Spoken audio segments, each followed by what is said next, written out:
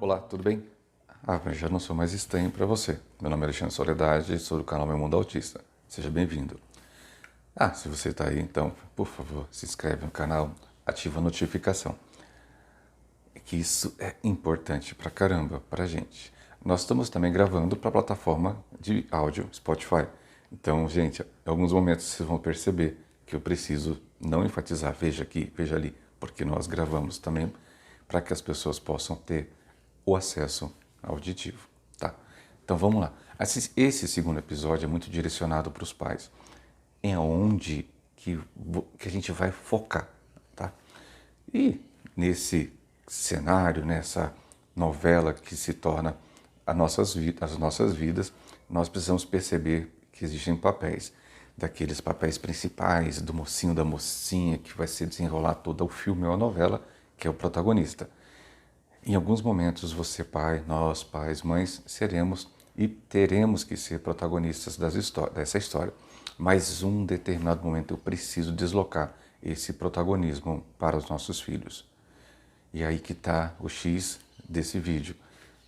Tem gente que tem dificuldade por causa das dificuldades ou limitações que eu vejo que meu filho, minha filha tem.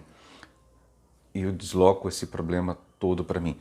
Continuo assumindo o protagonismo da vida dela, e a gente acaba não contribuindo com o desenvolvimento.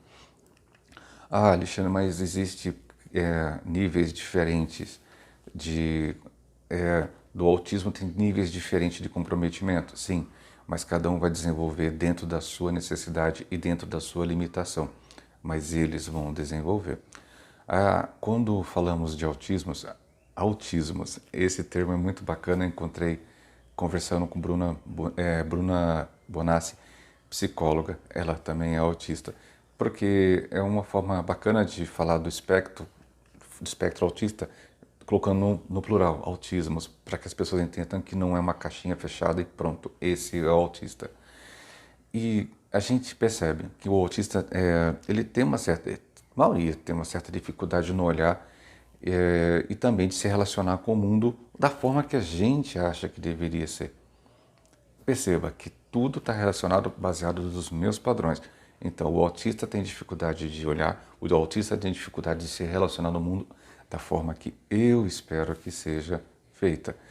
E aí a Bruna, ela traz um conceito bem interessante quando ela fala que nós temos que apresentar as bordas para o autista. Bordas. Então, quando você conversa com psicólogos, e aqui nesse vídeo tem um monte de psicólogo colaborando com ele, tá? Então depois eu vou dar os créditos para esse pessoal e também o André Alvarenga.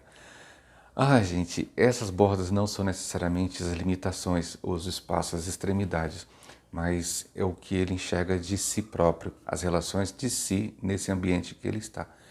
E aí fazemos a citação engraçada, assim, você precisa levar seu filho a conhecer seu eu. E agora? Mais uma coisa interessante, eu preciso apresentar o eu.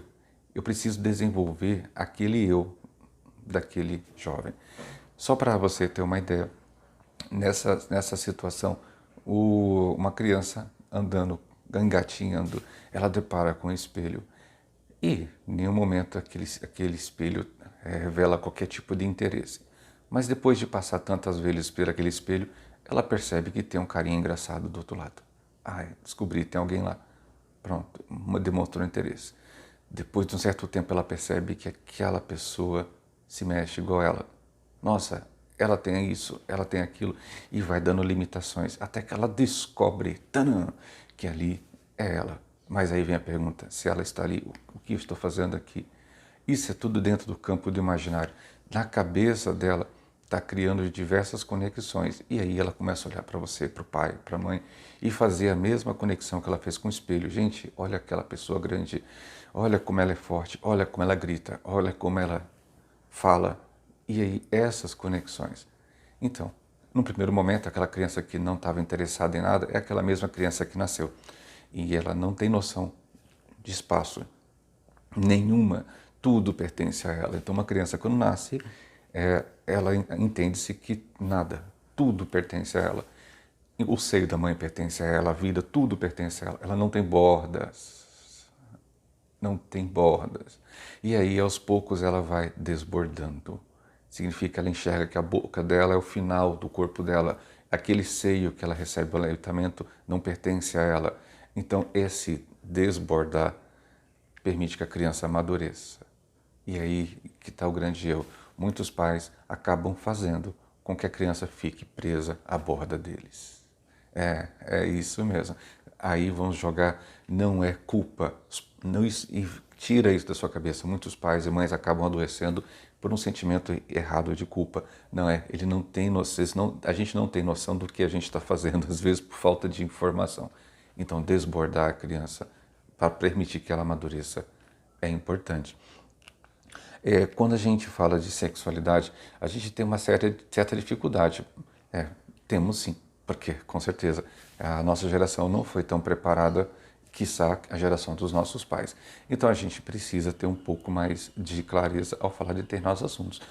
No vídeo 1, que você pode encontrar aqui nesse card, você vai descobrir que nós falamos de menarca, que nós falamos de absorvente, que nós falamos de ereção.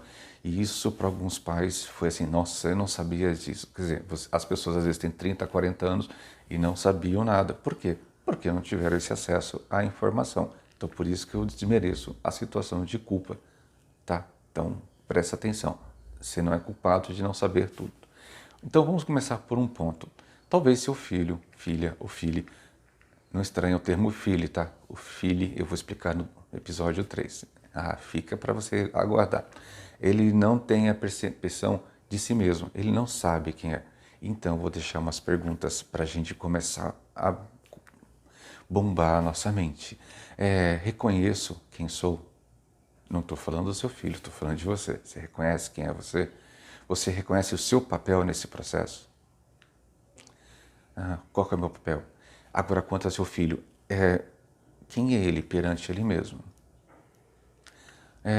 Mas, gente, como assim reconhecer quem sou?